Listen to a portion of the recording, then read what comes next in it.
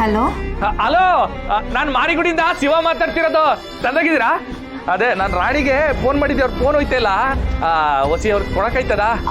ಅದು ಅವಳೆಲ್ಲೋ ದೂರದಲ್ಲಿ ಕೆಲಸ ಮಾಡ್ತಾ ಇದ್ದಾಳೆ.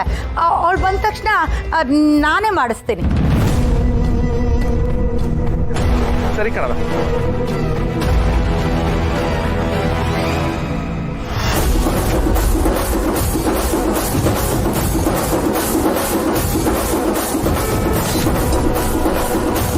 ಅಯ್ಯೋ, ಇವಳೇನಾರು ಆಗಿ ಕೊಟ್ಬಿಟ್ರೆ ಮಾರಿಗುಡಿಯಿಂದ ಶಿವಣ್ಣ 6 ಕಡೆ ಬಂದ್ಬಿಟ್ಟು ಕತ್ತೆರಿಸ್ಬಿಡ್ತಾರಲ್ಲಪ್ಪ.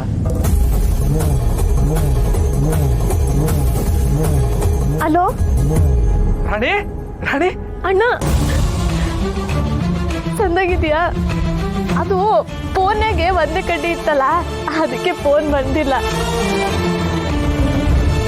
ಅಣ್ಣ, ಅದಕ್ಕೆ ನೀನು ರತ್ನಕ್ಕ, ರಮ್ಯಾ ಎಲ್ರು ಚಂದಾಗಿದ್ದೀರಾ? ಅಯ್ಯೋ, ಅದನ್ನೇ ನಾವ ಕೇಳ್ತೀಯಾ? ಎಲ್ರು ಬಂಗಾರದಂಗವ್ರೆ. ನಿಂಗೆ ಇನ್ನೊಂದು ಖುಷಿ ಹೇಳ್ಬೇಕು ಅಂತ ಫೋನ್ ಮಾಡಿದೆ. ನಿಮ್ಮ ಅತ್ತಿಗೆ ನಂಗೆ ಗಿಫ್ಟ್ ಅಂತ ಒಂದು ಮೊಬೈಲ್ ಫೋನ್ ಕೊಡ್ತಾವಳೆ. ಅದ್ರಾಗೆ ವಿಡಿಯೋ ಕಾಲೆಲ್ಲ ಮಾಡ್ಬೋದು.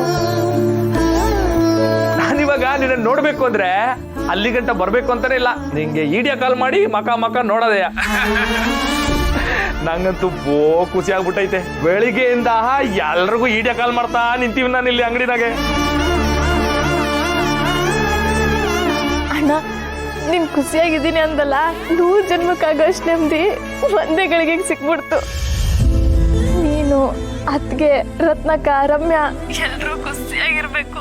ನಗು ಅನ್ನೋದು ನಿಮ್ಮ ಮನೇಲಿ ಶಾಶ್ವತವಾಗಿರ್ಬೇಕು.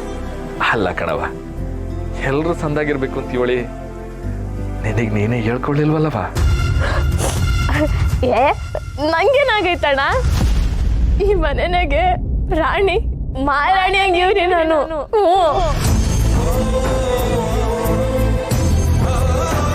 ನೋಡು, ಖುಷಿಗೆ ಕಣ್ಣೀರೇ ಬರ್ತೈತೆ.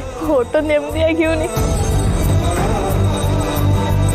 ಹೋಗಿ ಖುಷಿ ಆಯ್ತು ಕಣವ, ಹೋಗಿ ಖುಷಿ ಆಯ್ತು. ಅಣ್ಣನಾಗಿ ನಂಗೆ ಇನ್ನೇನು ಸೌಭಾಗ್ಯ ಬೇಕನವ? ಸರಿ ಕಣವ, ನಿನ್ನ ಖುಷಿನೇ ನನ್ನ ನೆಮ್ಮದಿ.